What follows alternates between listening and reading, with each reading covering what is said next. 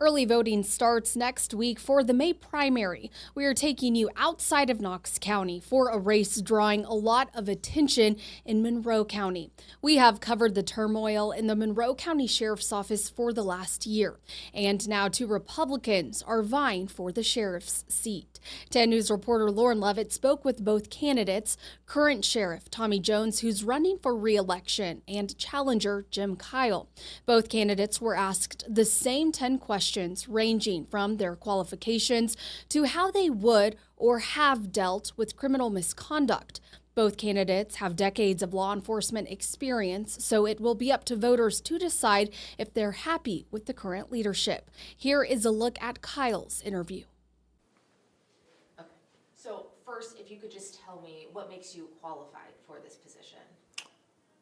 I believe the over 3 decades of law enforcement experience that I have. I started in corrections in 1994, and I've worked nearly every position in law enforcement through my career. I think the leadership that the job requires is something that I have shown over the years. Why are you choosing to run now? I really feel like that the citizens of the county have lost confidence in the department's leadership, and I think that's something that needs to be addressed. We live in a great county, and I love my county, born and raised here, and the citizens deserve better than what they've been getting. What makes you a better fit than the current sheriff and also your opponent? I think my leadership overall, the character, the standard that I conduct myself by every day, not only through law enforcement, but just living. I think that honesty, hard working, I believe that I have brought to this election a different aspect for people to look into. How would you rate the job that the current sheriff, Tommy Jones, has done so far in this role? I think that there are some good programs that are currently through the jail over there, but I think that they need to be looked at a little deeper. I think the liability that those programs bring can be fixed. The work program, for example, I believe that the criteria for that needs to be changed. I don't believe pretrial inmates need to be included in that program. The rehabilitation program through the it's excellent. The ministry, jail ministry, is excellent, but I think we need to look at overall the liability and the sustainability of what we have and what we can keep. And if you had to rate him on a scale from 1 to 10? I'd rather not rate my opponent. What changes, if any, would you make to the way that the sheriff's office is being run? I think the number one would be the transparency. I think that's what has caused the citizens to lose confidence. Transparency is key in law enforcement. We need to let the citizens know what we're doing at all times. I think that's where you build the trust, and trust is built through action. I will be a working sheriff, and I will show the people of this county what we can do for them. And currently, right now, several employees are under indictment. How would you handle a similar situation? Yes, if I'm not mistaken, roughly 10% of the department has been indicted or arrested over the last probably 15 months. I think that has to be addressed out front. If one of my employees is charged with a criminal act, let's say bringing contraband into the facility, they're fired immediately. We cannot have that. You have to set that standard up front. They'll be referred for prosecution. Any act on or off duty reflects on the department, and it has to be addressed. And how do you plan to communicate with the public? I know right now the current sheriff has his social media comments off. I think it goes back to transparency and accountability. I'm not a believer that social media comments need to be turned off. I might not like what you have to say, but you have the right to say it. I think that along with that, I would like to hold open quarterly meetings. Bring the public in. Let me tell you what we've did the past 3 or 4 months. Let me give you the arrest statistics. Let me tell you how many drugs we've seized off the streets, but also I need feedback from the community to let me know what areas we need to look at.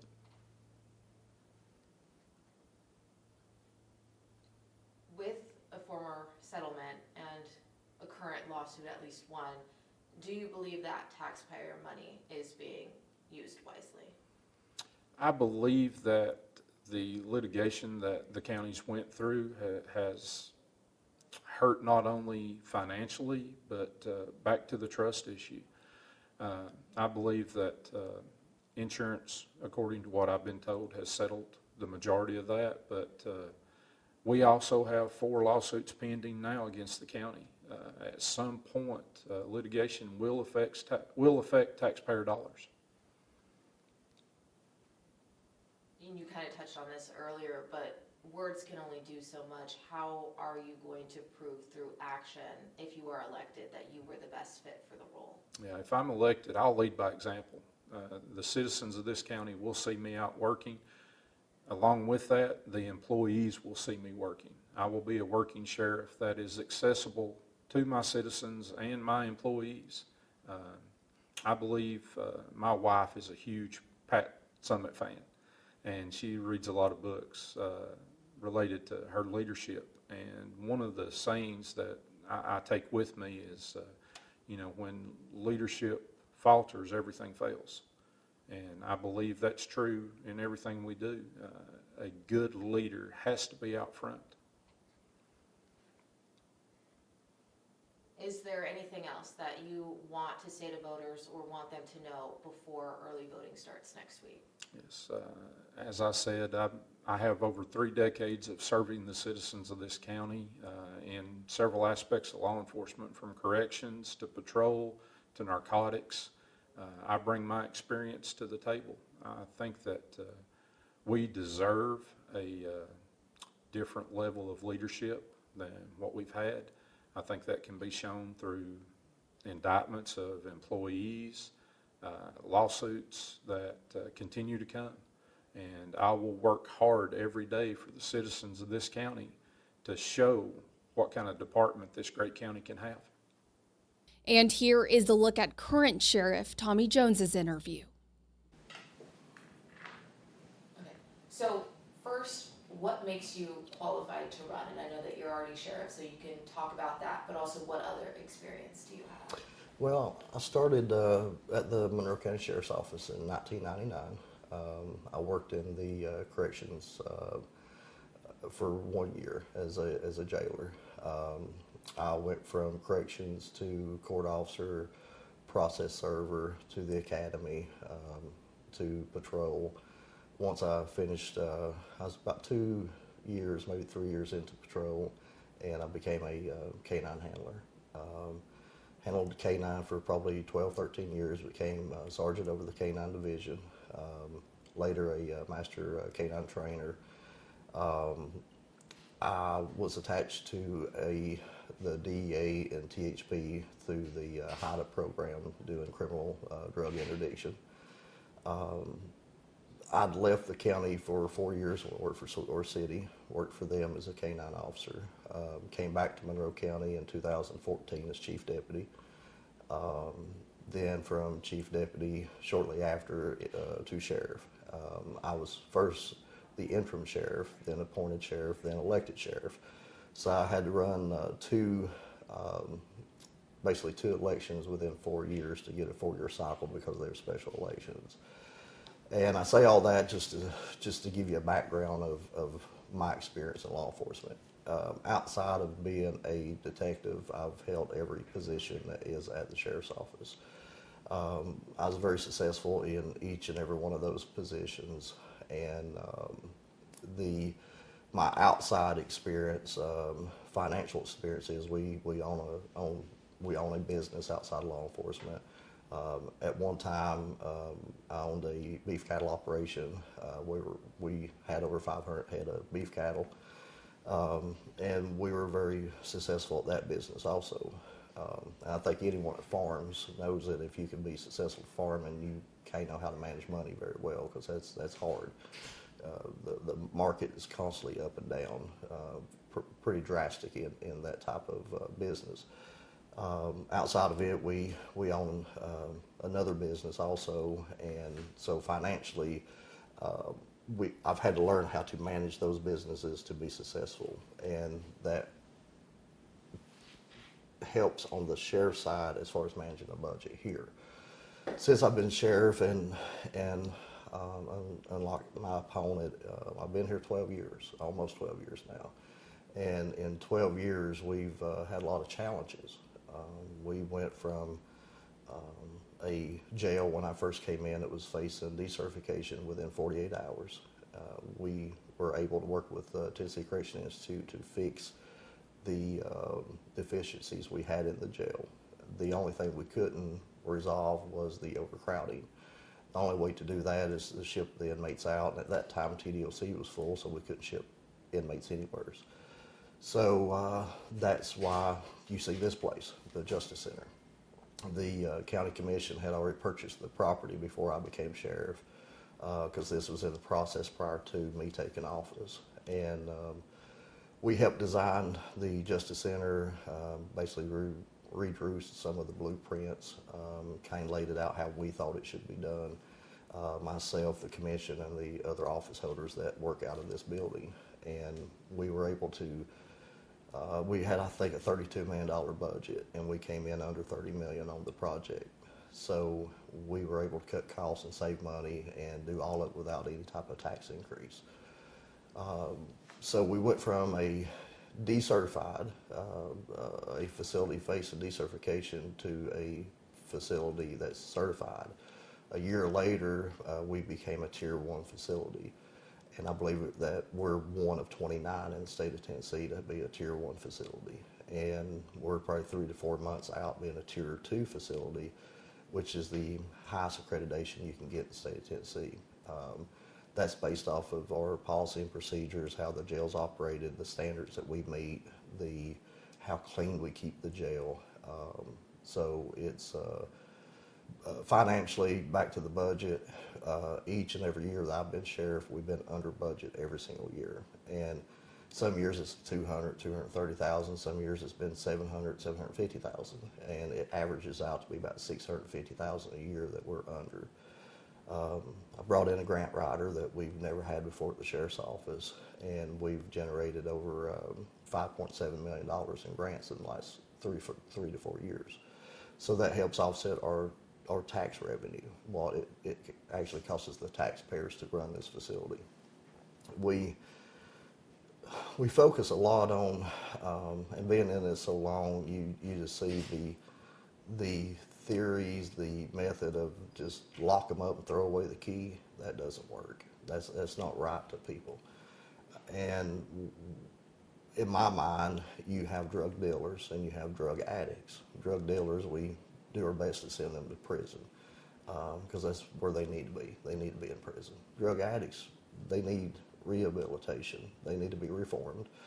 And like it or not, everyone's going to get out of jail someday. You know, minus the ones that gets life, and very, very few people gets life in prison. So our goal is, when these people get out of jail, is that they're released and they're a good neighbor, not a bad neighbor, that they're prosperous, productive. They're back with their families where they should be. And so we've got a whole team now that does everything from getting their GEDs to partnership with Cleveland State Community College, where they do certifications in HVAC, culinary arts, welding, just life skills in general, how to bounce a checkbook, how to interview, what to wear to interview. We forget sometimes everyone's not raised the way we were. You know, we were kind of taught those skills as children growing up. Most of us were. And a lot of the people we deal with wasn't. They were raised in a home that was a drug house, or adopted out to another family, maybe in and out of the foster care system, just didn't have a good base, didn't have a good start in life to begin with. So our goal is to make sure that we try to change those behaviors while they're incarcerated.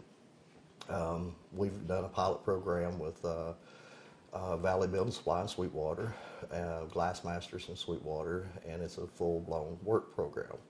And we have, I think, 16 or 17 inmates in it right now. Those people goes out every day, and they're in street clothes with ankle monitor on. We transport them to the job site. They work, they get paid, and after 90 days, they receive health insurance. And not only for them, but for the entire family. So that helps offset our medical budget here because we have an actual insurance that we can bill if they have any issues. And 10% up front goes into a savings account for the person that's working. And we hold that till they finish their time here in jail. Child support, if they owe child support, comes out. Then fines, fees, restitution, all of that's paid. So what we see is a lot of violations of probations. A lot of violations is not based off of new criminal activity, new crimes that they've committed. It's that they violate because they can't find a job. They're a felon. Who's going to hire a felon? Not many people. So this gets them a job. This gets everything paid while they're here. So when they walk out, they have a job. We help get their license back if they need it. We help find them housing. And they have insurance for them and their family. And they have no reason to come back to jail. Now, if they do, and I tell everyone that goes in this program, we've put blood, sweat, and tears into you to make sure you're successful. If you go out here and you go back selling drugs or using drugs or stealing, every what crime you commit, that means what we've done didn't work for you. So when you come back to jail, you get convicted, I'm going to send you straight to prison because we've done everything we can for you. But I feel like everyone deserves that opportunity. And it's been highly successful. 12 or 13 people that's went through the program is still currently, they're free, they're released, and they're still working at Glassmasters, and they're doing great. Our recidivism rate has went down 14% overall. The total crime rate, Monroe County's growing at an average of 6% per year in population. Now during COVID, it was like triple that because a lot of people moved here. But since then, it's averaged out at around 6% a year. And our crime rate is 16, 17% lower. Overall crime rate is down 16 or 17%. So you're seeing a population increase of 6% per year, but you're seeing crime reduced by 16 or 17%. So to me, in my mind, everything's working. It's working the way it should be.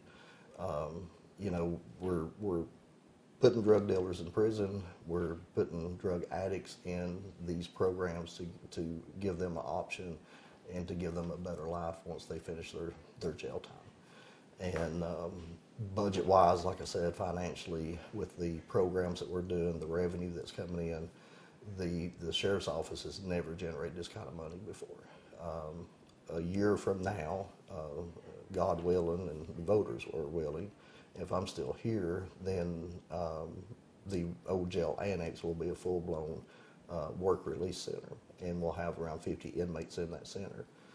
We will be able to fully fund it through the work program off of the fees that we charge for these people to work, and we'll have about a $630,000 a year revenue source that goes back to the county that we can use to the school systems or the highway department, wherever the commission decides to use that money. But it'll be fully funded, no tax revenue at all doing it, and with that additional revenue to help the county to offset the actual tax rate. So that's basically what I've done since I've been in office. There's a whole lot more. We've added SROs in every school. We've added 4 more patrolmen because of the population increase of Monroe County. Our call volume has gone down some. We average 28 to 30,000 calls a year. At one time, it was 32, 33,000. So those have went down. Drug sales, we still have drug dealers. I'm not saying we don't. Every county does, unfortunately. But it's nothing like it used to be. It has really, Monroe County is just a good, quiet, safe place. And why are you choosing to run for reelection? I want to finish the workhouse program. That's my number one goal. Because it's benefiting the inmate community, it's benefiting the county as a whole, and our numbers are reflecting that. What I worry about is someone coming in that has never managed a $12 million budget, someone that's never supervised no more than 3 people. We have 132 full-time employees. Someone that's never worked in a jail like we have today. Our standards are very high. When me and my opponent both worked in the jail back in the 90s, we didn't have much of a standard at all. It was, you feed everyone 3 times a day and give them their medication, and that's kind of what you did. It's a total different environment now. So just the lack of knowledge and experience to run a facility like this, that concerns me as a resident and as a taxpayer. We've worked very, very hard since 2014, like I said earlier, to bring a jail from facing decertification to one of the nicest facilities in the state of Tennessee with the accreditation that most jails don't carry. And, I just don't want to see that destroyed. And with the wrong person in the wrong place, that can happen very quickly. And not saying anything bad about my opponent, because he is a good guy. It's just, sometimes you can be a great person, but you shouldn't be in certain positions. And like I said, the workhouse program is that's my goal to complete in the next year, and just to keep building on that program and on the inmate population to get these people clean, get them off drugs, get them where they're not coming back to jail, and to reunite them with their families where they should be. And that's just a ripple effect across the entire justice system, and it breaks that what I consider generational curses where, grandfather, and I've been in this long enough to say this because I seen grandfather come to jail in the 90s, then I seen son come to jail in the 2000s, now we're seeing grandchildren come to jail. So it's just a cycle all the way down. Well, someone's got to break that. And I believe that with what we're seeing that's happening in our jails is that those people are going back, they're reuniting with their families, and they're showing their kids, hey, there's a better way. You don't need to be doing this. And, law enforcement doesn't have the best appearance across the nation. And we're trying to show the inmate population and the public, yes, we will pursue and apprehend criminals, and we will put you in jail, and we'll use every force necessary to do so. But with that being said, once you're here incarcerated, our goal is to reform you, to treat you like someone, to show you we care for you. We want you out of this cycle, and we don't want you here in jail. If you make the decision to come to jail, we're going to put you in jail. But there's other decisions. There's better decisions to make. So to answer your question, short and simple, is to finish the workhouse program. We put a lot of time and effort into this, and if I do lose office, then I don't know if that will be completed. I don't know if it'll be done. And if it is, he's going to be behind 12 years on just playing catch up and having the knowledge, the contacts, and the experience to make this happen and be successful at it. And then you kind of have already touched on it, but what makes you a better choice than your opponent? Just overall the experience. When I walked in as sheriff, one, I never intended on being sheriff, never. Never thought about running for office. I'm a poor public speaker. I'm a poor politician. I'm not good at that. I'm a good cop. And when I came in, like I said, I came as chief deputy, and the person that held office at the time had lied and falsified a bunch of state documents, and he got ousted from office. So constitutionally, the chief deputy becomes the interim sheriff. Well, that was me. I held it for 90 days, and the county commission had to appoint someone. So they made the appointed me to be sheriff. Within 14 to 16 months, I was in the middle of a campaign. No knowledge, no experience, no nothing. Now, I have been very blessed and successful in my private life, and so I know and understand money, how it works, how you save, and just being able to apply the experience that I had for my personal life, already knowing law enforcement because I'd been in it for a long time at the time. But stepping into the role of sheriff is not necessarily the law enforcement side. You know, I write policy and procedures. I review complaints when they come in. If I am the final say of disciplinary actions, of what happens to who. And I never have knee-jerk reactions on those because employees have rights also. And we want to, we take every complaint serious, we investigate those. If we find the evidence and the proof that this person did violate policy or did commit a crime, we either terminate them or indict them and terminate them. And you've seen that happen over the last year or so. You know, I came up through a few administrations where it didn't happen that way. It was, hey, listen, we know you done this, you need to resign and go somewhere else. But you never saw a charge come out. You never saw anything like that. I guess it may give a better appearance to the public because they know nothing about it. But that person goes then to Loudoun County or Knox County or Blount County, and they do the same stuff they did here. And we're just passing that bad apple from county to county. So I don't like doing that. We're very quiet on what we do. We conduct our investigations. We have proof and evidence before I ever speak or say anything. And there again, I constantly have to look at litigation. And what I say represents myself and Monroe County.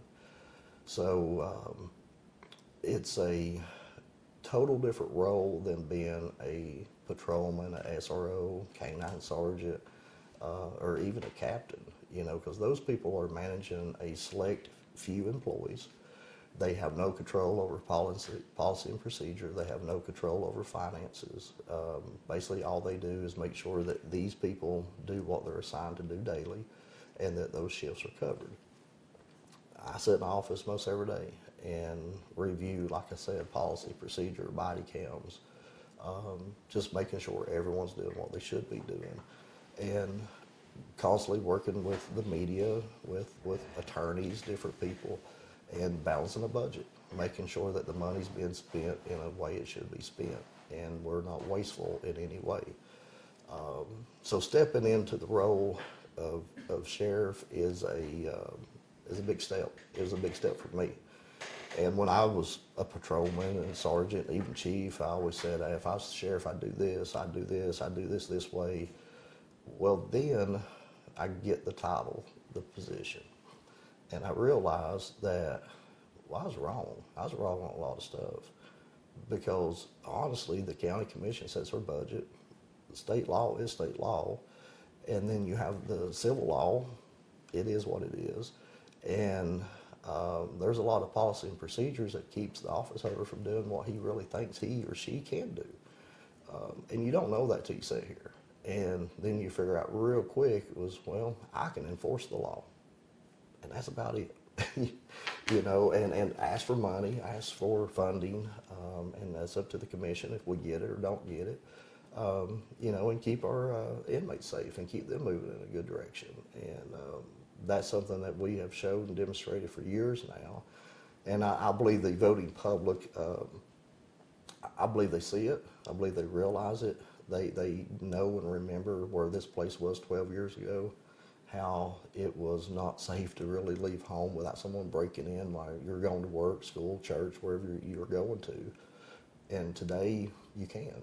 And I hear that constantly. You know, hey, I feel everything's quiet in my neighborhood. My neighbor's not selling drugs anymore. Either they're clean or they're in prison. So a lot of great comments comes back to us as far as the operations and what the general public feels and sees. And how would you rate yourself just based off of the job that you've done so far? That's a terrible, hard question for me to answer because I don't.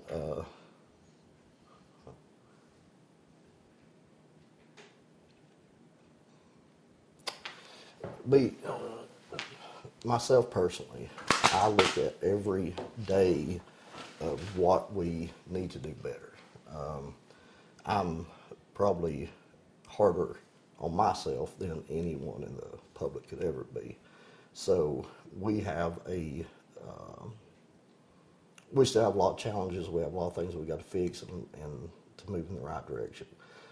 But with that being said, considering and knowing where we were when I took office, where we're at today, I mean, we have honestly, I mean, if it's a scale from 1 to 10, it'd be a 10. It'd have to be because we've accomplished everything we needed to, minus completing the workouts.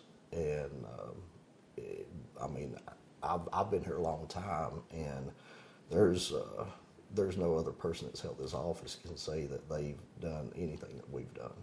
And it's been a challenge. It's been hard, but we've done it.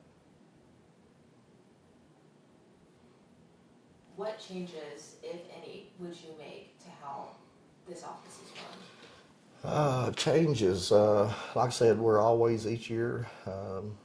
There's new laws that comes into play, so we have to review our policy and procedures each year. Make sure that they're in compliance with the state law. We will do that.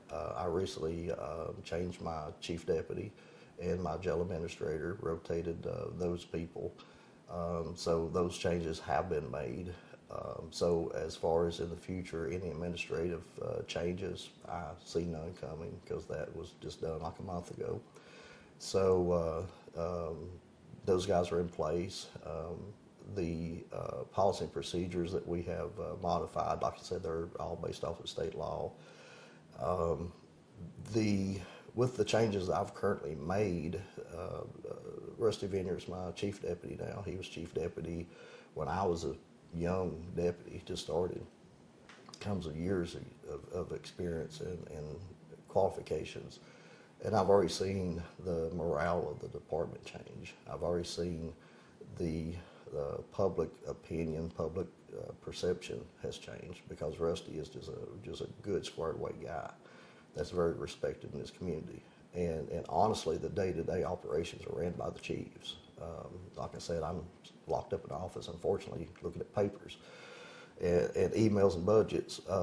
But those two, him and Chris White, are both very qualified, experienced, and doing a very good job. So I've already done my changes. It's hard for me to say one will change in the future other than modifying policy off of the law.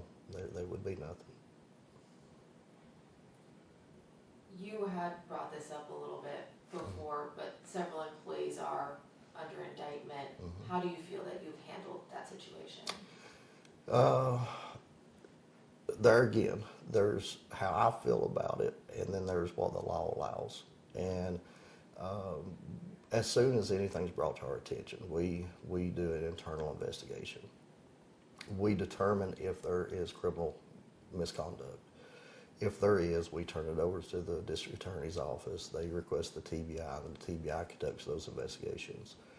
We do our internal investigation based off of what we're going to do as far as disciplinary and if they're going to be terminated, suspended, everyone. So I have mixed feelings on it because I have no control at that point. Once it goes to the DA and the TBI, I'm at their mercy of when and how it's done.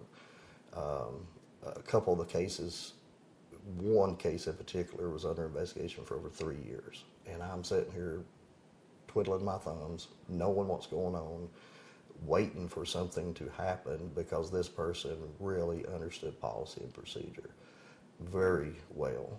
And there again, I wear many hats. So I'm looking at, okay, they're walking that line, but they've not stepped across the line for me to terminate. So there again, I'm constantly looking at liability. And with that being said, I'm not going to fire someone when they've not crossed the line for me to fire. We did not have the evidence and proof to indict the person yet, but they were investigating, and it took a long time. And finally, that said person did step over the line, did get caught, and within 2 weeks they were indicted, and the day that the indictments was served, they were terminated. So I understand the process, I understand how it works. I'm a very impatient person. I think everything should be done yesterday, not today or tomorrow. So I'm constantly calling, hey, where we're at with this? What's going on? We got to do something. Do you not have enough yet? And that's just a personal issue I've got to work on and learn and be more patient than I am. But there again, when you know something's going on and you feel like it's not moving quick enough for you and it's going to continue to happen, and you're just wanting enough to either terminate this person, at least terminate them, and be justified to do so. So when they file that federal suit for wrongful termination, you can defend yourself in the county and not pay out millions of dollars in taxes, or you learn to wait and you let them give you enough evidence, enough proof that you can finally do what you want to do. So we've reported everything that we know and hear to, like I said, the district attorney's office, and to the which they then relate to the TBI just to do the investigations, and we'll continue to.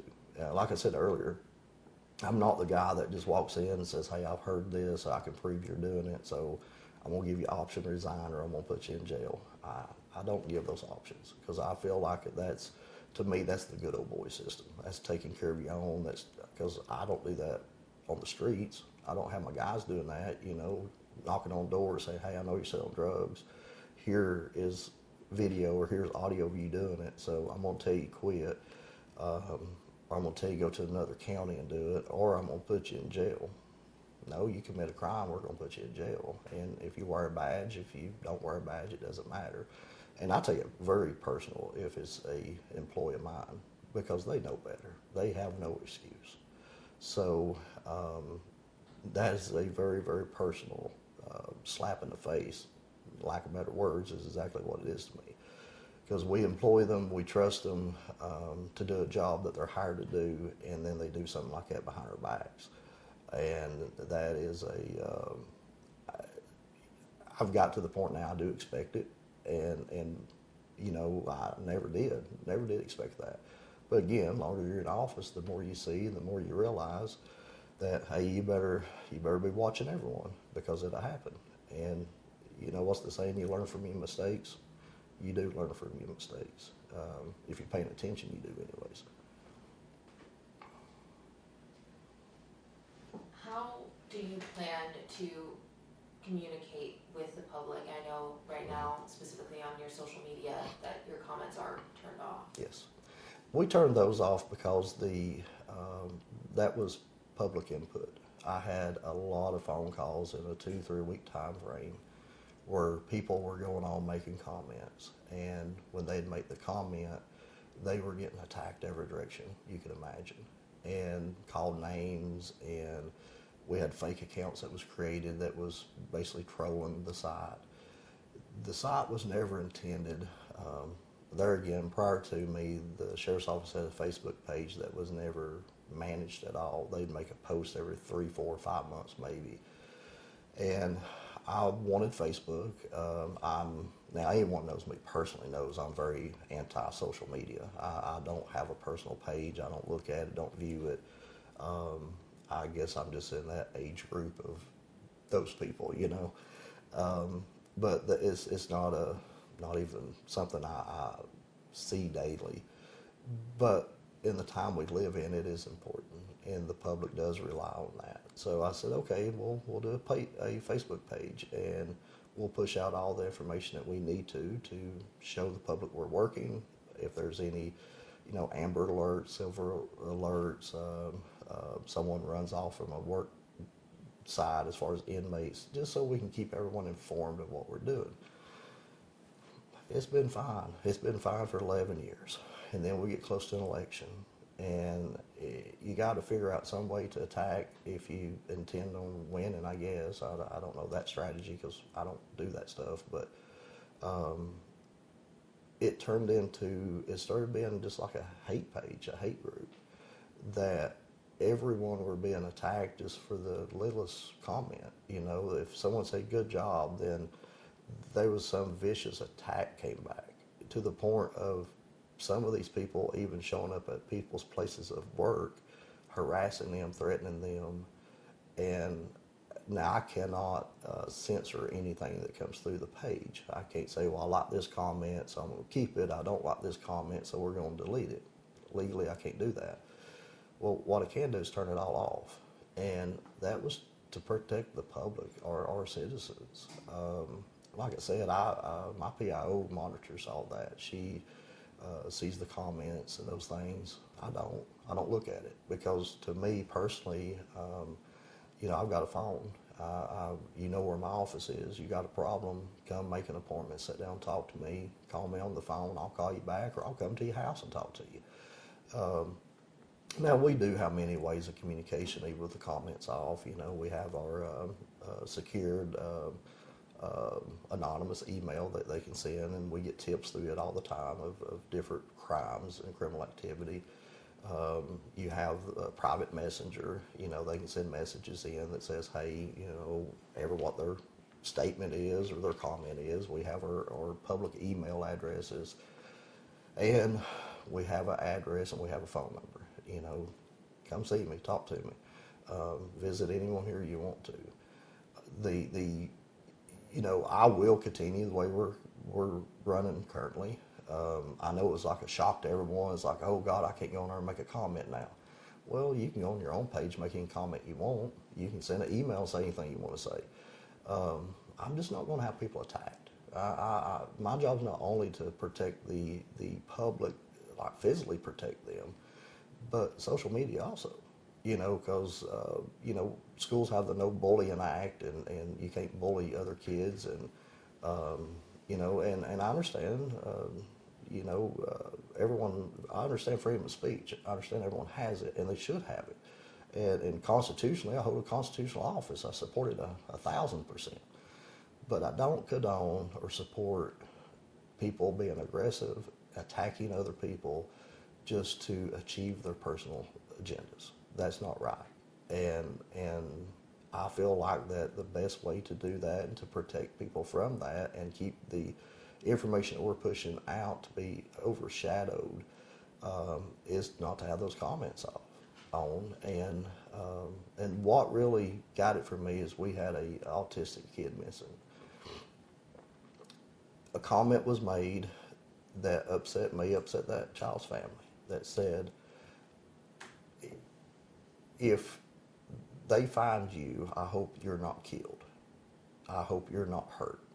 Now, you're already dealing with someone that has autism.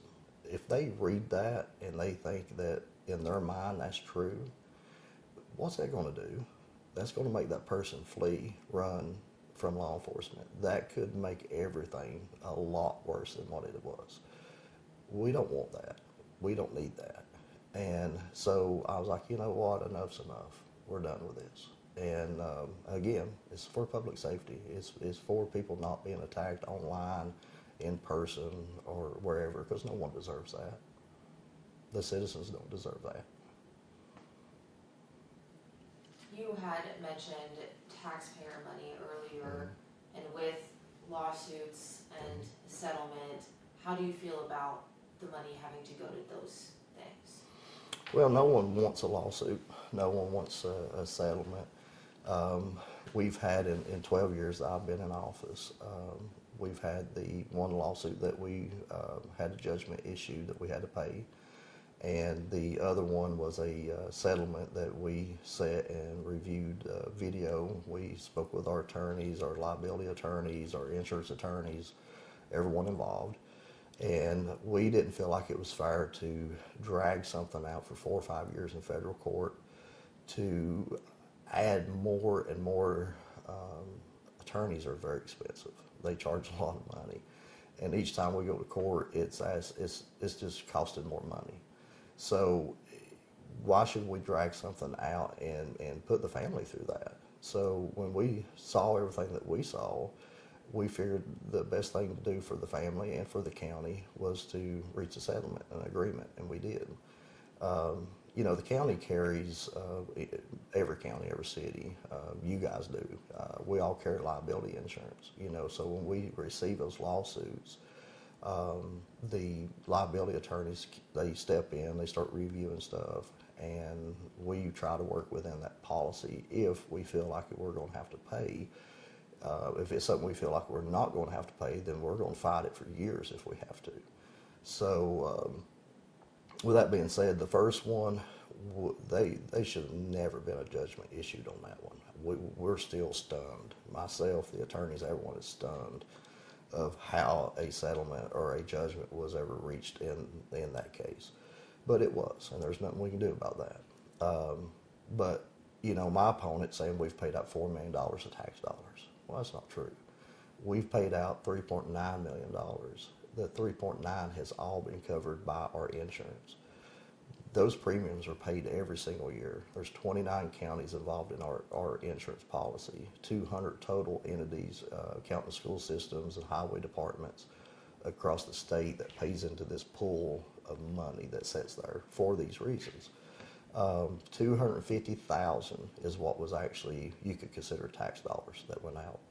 And like I said earlier, I'm always 650,000 under budget. So the commission is pulling 250,000 out of my budget that I returned this year to cover that cost. That was money already appropriated to be spent by the sheriff's office. So, you know, is it true? Yes. Is the twist on it true? No, it's not. It's a twist. It's to try to make us look bad. And, you know, again, no one likes it. I feel like, again, you know, you asked a question earlier about how you rate yourself. I think holding office for 12 years, considering what we do, the society that we live in, how easy it is to file a lawsuit and win. I mean, good Lord, you can sue McDonald's over hot coffee and win. Well, that's not good. I expect my coffee to be hot. I'm sure you do too if you drank it, unless you're a latte person. And that's an issue in the courts itself. You know, we do, and by us being a Tier 1 and in the future a Tier 2 facility, that does layer liability protection for us because we do work to a higher standard. And we have to meet those standards to keep that accreditation or that certification. So, you know, we will continue to get work to the Tier 2 standard, and once we reach it with the policy and procedures we have, unfortunately, we're going to get sued. But the part of it is we just got to win those suits when it happens. And like I said, the one should have never happened. My first thing when I saw that they issued a judgment, I said, just go ahead and appeal it. You know, we're not paying this, appeal it. But then you do the math on it, and again, it comes down to tax dollars and money. Well, you're going to drag this thing out for 2 or 3 more years. You're going to add all those attorney fees onto what you have, and say it gets overturned and we win. Well, where's our money going to come from? Because the majority of the people that file suit against us have no money. So we're not going to get nothing back in return. So sometimes you count your losses and go on. And unfortunately, that's just business. That's the business side of this. You know, we will do everything, and I have done everything in the last 12 years to try to eliminate liability. And I think honestly in 12 years, with the amount of money that we generate here at the Sheriff's Office and through all the programs, I've generated 4 or 5 times the amount of that money that's went back to the county. And I'm not justifying paying out on any lawsuit, and things shouldn't even happen to cause lawsuits. But we will, you know, keep monitoring our policies, our employees, making sure that we're not violating anyone's rights, civil rights, or criminally doing anything that will get us into those lawsuits. But when they do happen, there's not much I can do to stop it. You know, we've just fire the person that caused it if it's justified to. But some you just review, you look at it, and you're like, There's nothing done wrong here, so we're going to litigate this one, and we do. Now, words can only do so much, and actions are really how you can show people. How do you plan to, through your actions, to show that you are trustworthy and the best fit? I'm going to continue to be me. The people that know me, the people who works for me, the public that I deal with, they know me and they trust me. My opponent does not. He knows me very well. He's given office. I guess he's trying to show or disconnect himself for just political purposes. And they're again twisting each and everything that he can to hold office. This is what I found. I've ran a lot of elections now against 7 people at one time, down to 1 person. When you don't bring much to the table, you got to make the other person look as bad as you can. You got to level that playing field somehow. Now, we've had some issues, we've had some problems, and I have addressed those and I have dealt with those, and my actions have showed that. There's no telling how many people we've actually terminated from this office over the last 12 years. You know, there again, I have to always keep in mind that employees have rights also. So we do apply our policy. If it's counseling, they get counseling. If it's a write-up, suspension, ever what it may be, what it's justified to be is what we do. And we're always running things by our attorneys. And, you know, when it gets into gray areas, because there again, I got to protect the county and the citizens, the taxpayers. So do we go public with all those? We don't. I mean, we don't say this person got wrote up on this day, suspended for 3 days, or this person got terminated, you know, because sometimes people make mistakes and we hope that they learn from it and they move on with life and they get a better job. Now, if they commit a crime, yeah, we're going to be public, very public. But I'm only going to be public when I can be public. I can't jeopardize the integrity of investigations. I can't taint a jury, because there again, you have a candidate, what a candidate can say, then you have the actual office holder. Everybody expects a candidate to say whatever they have to say to get elected. Me, I'm watched every single day. The comments I'm making to you right now could be used in any way you decide to use those. And that can be very damaging to myself, my reputation, and this office, and the integrity of this office. But at the same time, when we get into a situation where we're trying to investigate, we're trying to indict someone, and we're going through that process, we don't want to give that person a defense. So by saying things publicly and being premature on those statements and on actions, we can really jeopardize a case. I know there's a upcoming hearing that there's a lot of issues with, because jurors were making comments on Facebook. They were saying people were guilty before they ever conveyed as a jury or a grand jury to issue indictments. Now, defense attorneys are going to tear that all to pieces. And there was a lot of things that was said that should never have been said, should never have been released to the public, because that jury is tainted. It will be hard to select an actual jury for trial in probably East Tennessee because of the media coverage that went to it. There again, that should have never happened. That should have been waited, and little stories pushed out is fine. But when it is as public and publicized the way that the issue was, and you try to select 12 people that cannot honestly say, I don't know anything about this, I'm not biased, that's going to be hard. So that's probably going to end up in a jury selection outside of East Tennessee. That costs a lot of money. And I feel like, with no doubt by saying this, that every single bit of it was not only done because someone wanted justice, it was done because they have a political agenda also. A political agenda should never supersede or cloud someone's judgment enough that they forget they lose sight of what the future holds. The future holds a trial. The future holds still investigations may go on even after indictments are issued. We do it all the time. Are we now going to convict anyone? Because there's a lot of loopholes. There's a lot of defense that can be used, and it will be used, that we would have never had if people had been a little bit quieter. And it's not to conceal, it's not to be transparent, it's not to hide anything. It's to protect the integrity of the case and to make sure that we are able to prosecute without people having biased opinions once they get into that jury. Because all it takes is a couple of people out of 12 that says no. Well, people walk.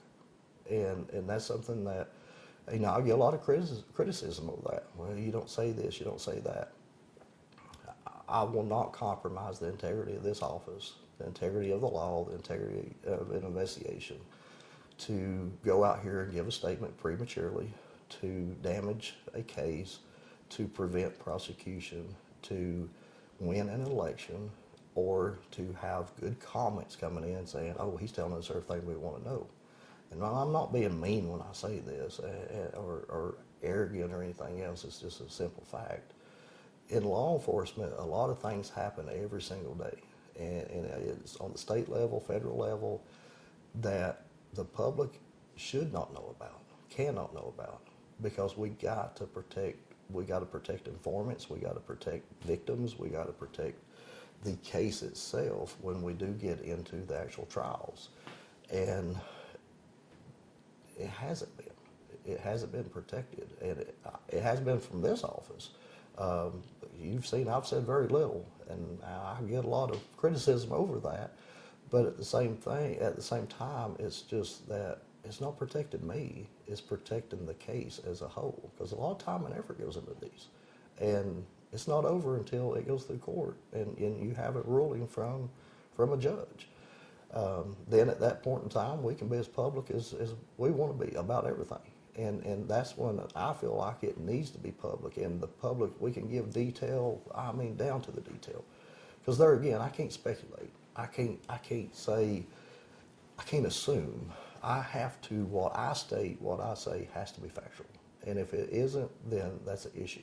And that's where the public, I hope, respects me, is that when I do say something, I say it to you, I can prove what I say. I'm not going to speculate anything. I'm not going to look bad. I don't want to say, well, you can't trust that sheriff, he's a liar. Show me the proof of this. Each thing I told you today, you can go and pull open records on, and you can see it is the God's honest truth.